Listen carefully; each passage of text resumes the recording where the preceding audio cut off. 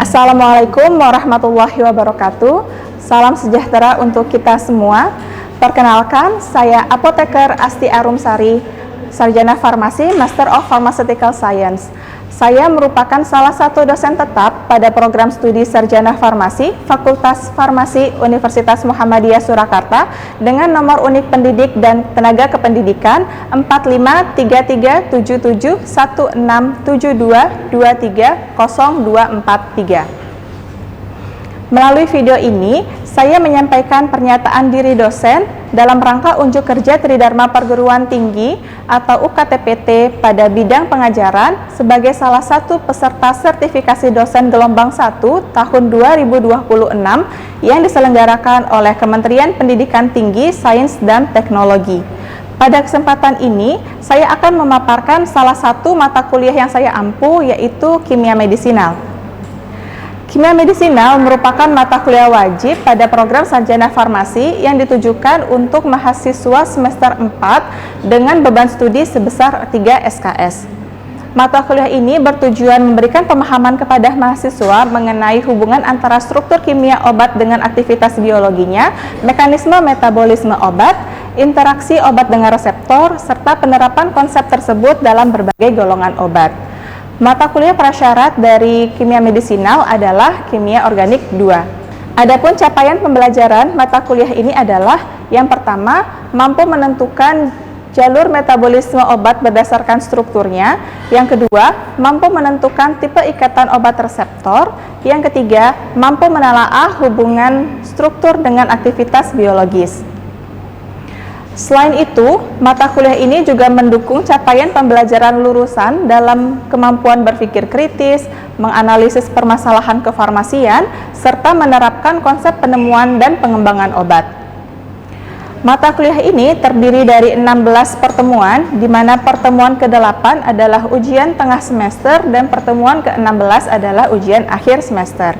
Adapun materi pada pertemuan 1 hingga pertemuan 7 mencakup pengenalan kimia medisinal, macam ikatan obat dengan reseptor, hubungan struktur dan aktivitas obat kardiovaskuler, antihipertensi dan antiaritmia, hubungan struktur dan aktivitas obat anti malaria, hubungan struktur dan aktivitas obat antisulfonamida, hubungan struktur dan aktivitas obat antibiotika, hubungan struktur dan aktivitas obat anti kanker.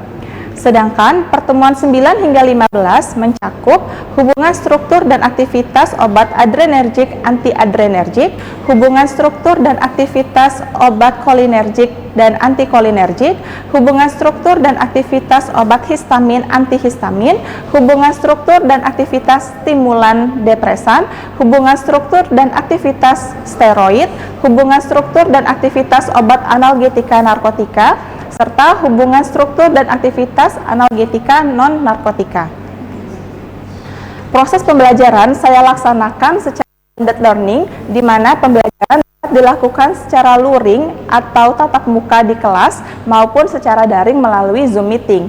Untuk mempermudah kegiatan perkuliahan, kami menggunakan Learning Management System Universitas Muhammadiyah Surakarta yang dapat diakses melalui spada12.ums.ac.id sebagai media penyampaian materi, pemberian tugas dan pengumpulan tugas, kuis maupun diskusi. Metode pembelajaran mata kuliah ini menggunakan pendekatan Student Learning Center dengan prinsip delivery, interaction, dan assessment. Aktivitas pembelajaran meliputi ceramah interaktif, studi kasus, diskusi, tanya jawab, dan presentasi. Sementara itu, evaluasi pembelajaran dilakukan melalui partisipasi mahasiswa selama proses pembelajaran, penugasan studi kasus, kuis, ujian tengah semester, dan ujian akhir semester. Melalui pembelajaran kimia medisinal, saya berharap mahasiswa tidak hanya memiliki pemahaman konseptual mengenai struktur dan aktivitas obat, tetapi juga mampu menerapkan pengetahuan tersebut sebagai landasan dalam pengembangan kandidat obat baru, pemilihan terapi yang rasional, serta pengambilan keputusan ilmiah di bidang kefarmasian. Pada video pembelajaran ini, saya akan mendemonstrasikan penerapan pendekatan tersebut melalui materi hubungan struktur dan aktivitas obat anti kanker. Assalamualaikum warahmatullahi wabarakatuh. Waalaikumsalam warahmatullahi wabarakatuh. Selamat pagi Mas dan Mbak semua. Pagi, Bu. Ya, Alhamdulillah kita masih diberi kesehatan ya, sehingga pada hari ini kita bisa berkumpul kembali di ruang K2A untuk mempelajari atau untuk hadir pada mata kuliah kimia medisinal.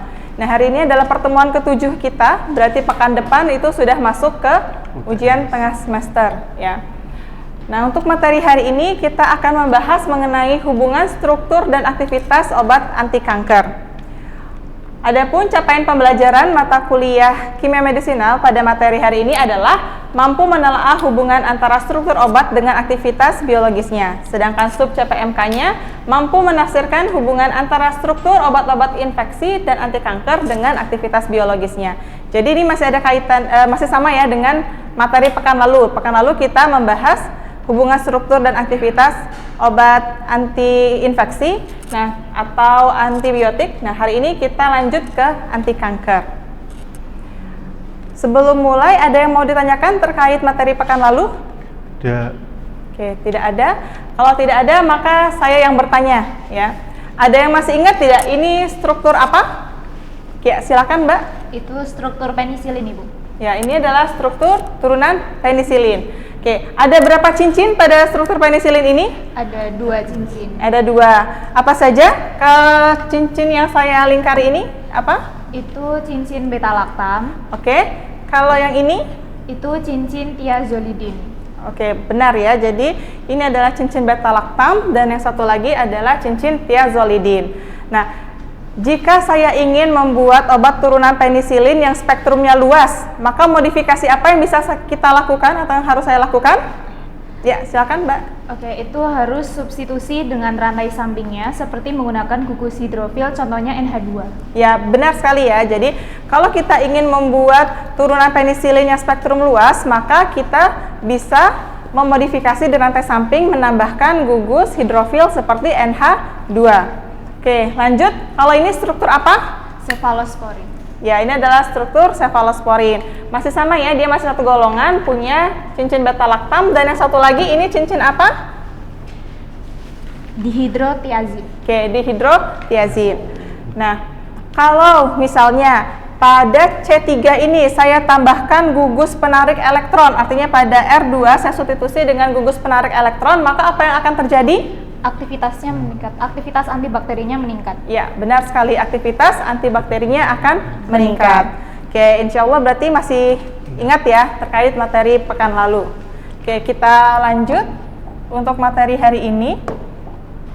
Ya, mengenai hubungan struktur dan aktivitas obat anti kanker.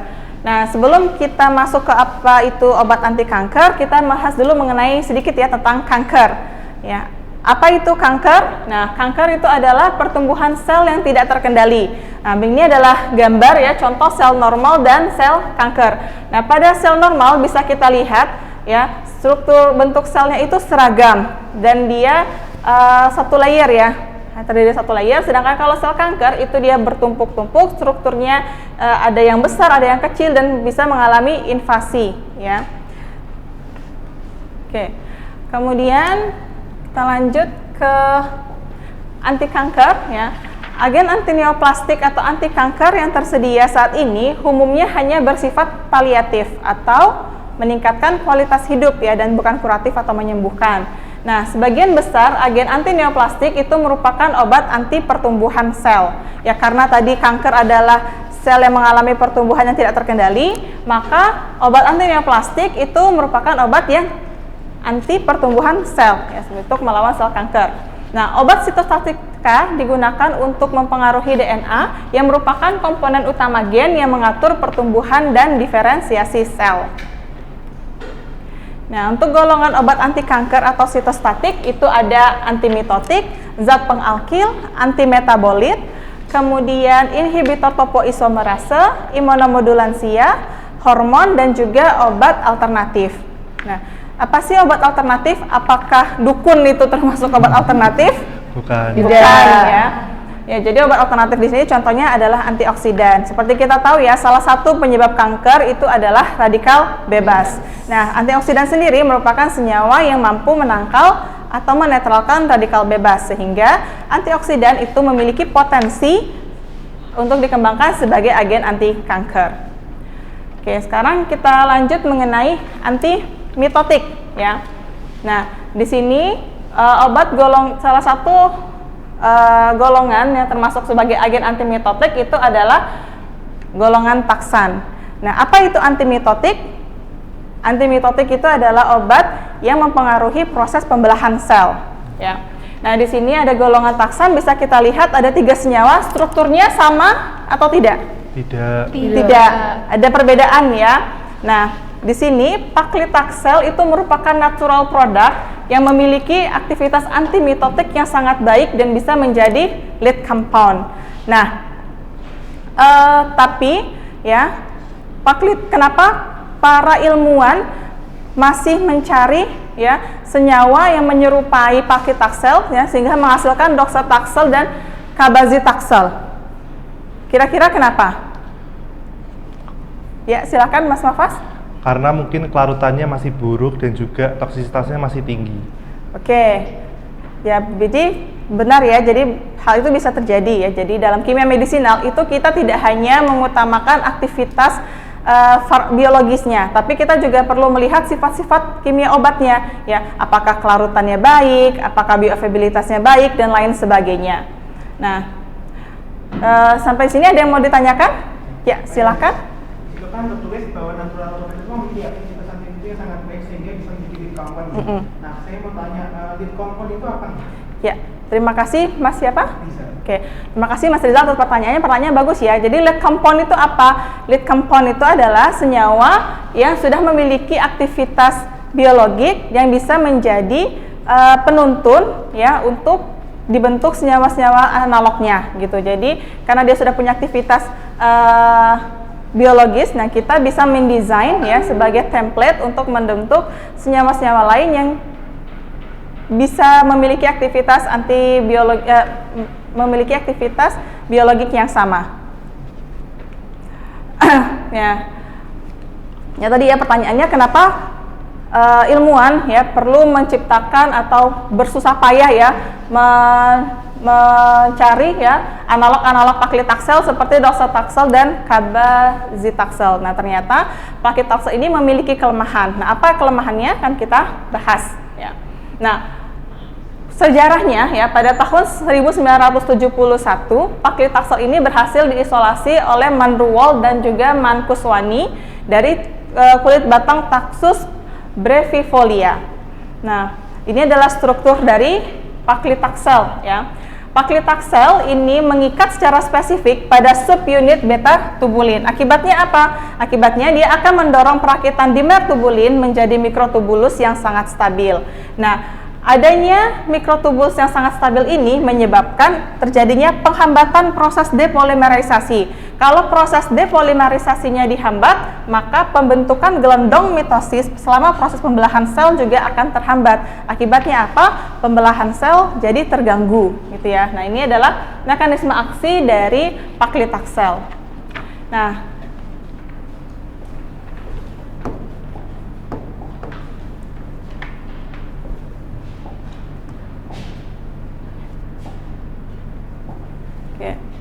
sekarang setelah memasuki tahap pengembangan, ternyata muncul nih beberapa masalah dari paclitaxel. Apa saja? Yang pertama, kelarutan paclitaxel dalam air itu sangat rendah.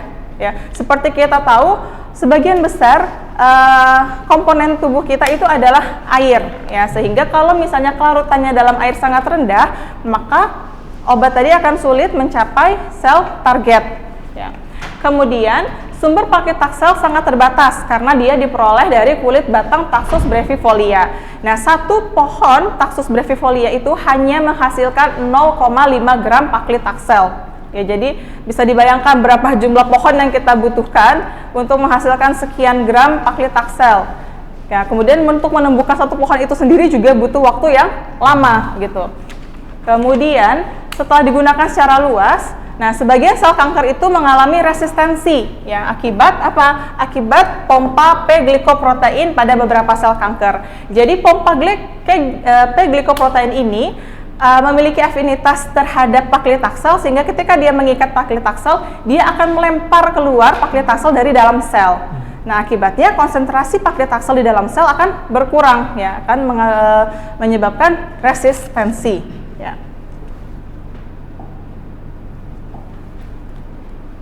Nah, jadi di kimia medisinal itu kita tidak lagi membahas apakah paklitaksel efektif, ya, tapi yang kita bahas adalah bagaimana kita dapat memodifikasi struktur paklitaksel agar menjadi obat yang lebih baik, ya. Oke, di sini tadi kita tampilkan lagi ya, paksitaksel, doxetaksel, cabazitaksel. Nah, saya mau minta tolong, adakah yang bisa mengidentifikasi bagian mana yang berbeda antar paklitaksel, doxetaksel, dan cabazitaksel? Ada yang bersedia? Ya, silakan, Mas. Bisa diidentifikasi bagian mana?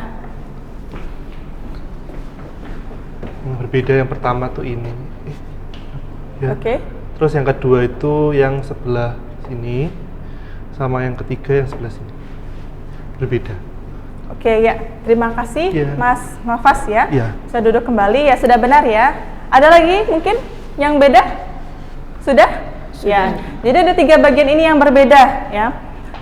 Paklitaksel pada bagian yang biru, bagian merah, dan bagian hijau. Kenapa doxetaksel, cabazitaksel meskipun ada perubahan struktur, ya, ada bagian yang berbeda dengan paklitaksel, dia masih memiliki aktivitas sebagai agen antimitotik? Ada yang bisa menjawab? Oke, silakan, Mas. Karena struktur intinya itu masih tetap sama atau bertahan gitu. Ya, benar ya, Mas siapa? Farhan. Ya, Mas Farhan ya. Jadi seperti yang sudah disampaikan juga di pertemuan pekan lalu, masih ingat ya, ada istilah farmakofor ya. Farmakofor itu adalah bagian yang bertanggung jawab terhadap aktivitas suatu senyawa. Nah, bagian farmakofor ini harus dipertahankan. Nah, apa saja bagian farmakofor dari golongan taksan? Itu yang pertama adalah inti taksan. Yang pertama adalah inti taksan, ya. Inti taksan ini yang mana? Ini untuk lebih jelasnya seperti ini, ya. Jadi yang bagian di sini ini adalah inti taksan, ya. Nah, di sini saya berikan juga penomorannya untuk mempermudah kita mengidentifikasi nomor atom karbonnya. Kemudian ada cincin oksetan. Cincin oksetan yang mana? Yang di sini, ya. Kemudian ada rantai samping pada karbon C13, ya. Mana atom karbon C13? Ya, di sini bisa dilihat ya, C13 itu ada di sini. Berarti rantai samping yang dimaksud adalah yang ini. Nah, bagian ini adalah masuk farmakofor dari golongan taksan, sehingga harus dipertahankan. Nah, tadi ya, kelemahan dari paklitaksel yang pertama adalah molekulnya itu sulit larut air, sehingga kita membentuk ilmuwan ya mencari molekul lain dan didapatkanlah doxetaksel dan cabazitaksel. Kira-kira di antara doxetaksel dan cabazitaksel mana yang memiliki kelarutan air yang lebih tinggi? Ya, silakan, Mas. Yang doxetaksel. Kenapa? Karena di strukturnya juga lebih banyak ada gugus OH-nya. Ya, betul ya. Jadi di sini ya, gugus OH itu dia memiliki sifat kelarutan dalam air yang lebih tinggi dibandingkan gugus yang pada di paklitaksel ya, sehingga doxetaksel ini aktivitas kelarutan dalam airnya lebih tinggi dibandingkan paklitaksel. Kemudian tadi kelemahan yang lainnya dari paklitaksel adalah adanya resistensi ya. Nah, kira-kira analog mana yang paling rasional untuk mengatasi resistensi akibat P-glikoprotein? Ya. Yang cabazitaksel. Ya, yang cabazitaksel. Nah, kira-kira kenapa?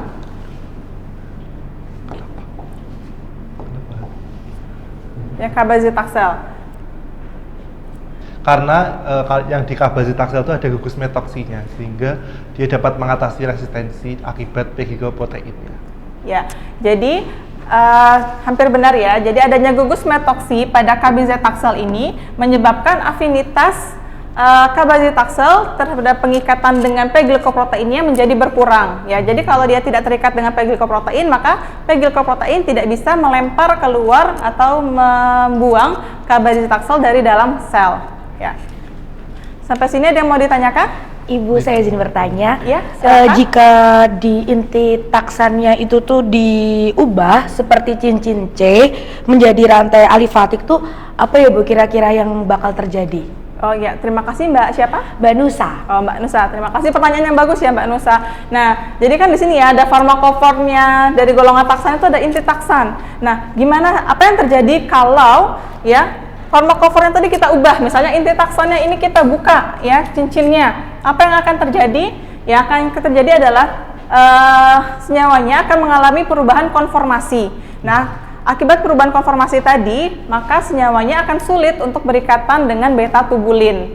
Ya, kalau tidak berikatan atau sulit berikatan dengan beta tubulin, maka aktivitas anti kankernya tadi bisa berkurang atau bahkan hilang. Nah, begitu juga halnya dengan cincin oksetan. Ya, kalau misalnya kita buka cincinnya atau kita ganti atom O dengan substituen lain, misalnya sulfur atau lain sebagainya, itu bisa menyebabkan penurunan atau penghilangan aktivitas. Oke, jadi ini secara ringkas ya untuk hubungan struktur aktivitas antimitotik dari golongan taksan.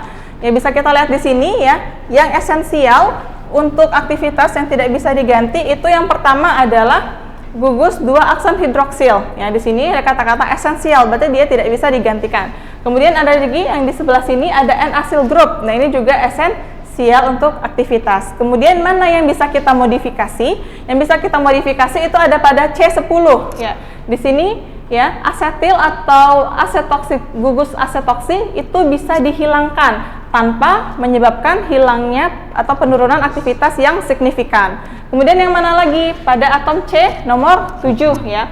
Gugus hidroksi itu bisa kita esterifikasi atau kita eperimisasi tanpa menyebabkan hilangnya aktivitas. Oke. Nah, ini gambarnya bisa dilihat ya dari referensi yang saya gunakan itu dari Zawiwak dan Zaprutko 2014. Ya, di sini saya akan memberikan tugas ya dengan cara yang sama ya. Tolong lakukan identifikasi ya. Tadi seperti paklitaksel tadi, di sini ada skenarionya adalah kurkumin merupakan senyawa alami dari kurkuma longa, memiliki aktivitas anti kanker namun memiliki keterbatasan ya. Keterbatasannya apa? Kelarutannya rendah, stabilitasnya rendah, bioavailabilitasnya juga rendah. Nah, seorang peneliti telah mensintesis 2 analog kurkumin untuk meningkatkan aktivitas anti kanker dan mengurangi keterbatasan tersebut. Nah, tim Anda diminta menganalisis hubungan antara modifikasi struktur dengan aktivitas biologis pada ketiga senyawa berikut dan tentukan kandidat yang paling potensial untuk dikembangkan. Jadi, kalau pada contoh tadi paklitaksel sebagai lead compound, di sini adalah kurkumin sebagai lead compoundnya. Dan analognya ada 2, yaitu bis-demetoksikurkumin dan monokarbonil kurkumin. Nah, sekarang tugas kalian apa? Tugasnya adalah yang pertama, identifikasi bagian struktur yang mengalami modifikasi dibandingkan kurkumin sebagai lead compound. Dan yang kedua, prediksi pengaruh modifikasi tersebut terhadap sifat farmakokimianya seperti kelarutan, lipofilisitas, dan permeabilitas sel. Lalu, menurut tim Anda, senyawa mana yang paling potensial untuk dikembangkan dan berikan argumentasi ilmiah berdasarkan prinsip structure activity relationship. Nah, tugas ini silakan dikerjakan secara berkelompok ya, yang terdiri dari 4 sampai 5 mahasiswa. Kemudian silakan nanti bisa diupload di Spada. Sudah saya buatkan ya tempat untuk penguploadan tugasnya.